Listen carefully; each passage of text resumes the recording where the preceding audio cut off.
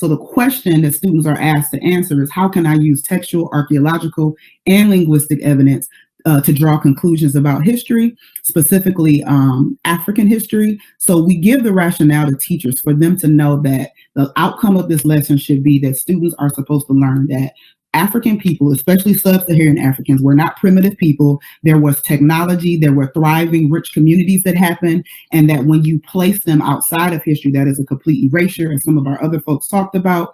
So they start off very first lesson, day one, learning about the erasure of Africans from history.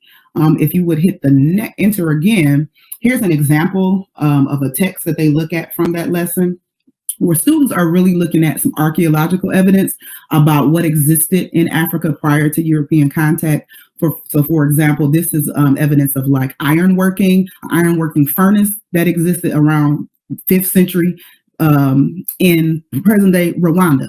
So students are then, they read an excerpt about that, and then they look at some statements to determine the validity of those statements. So some of the statements are biased. They're biased against African people having a rich culture, rich civilization, rich technology. So what we implore teachers to do with this lesson is to unpack those statements and have students have a discussion about how the evidence does not support the fact that Europeans brought this technology to Africans, but in fact, it was the other way around.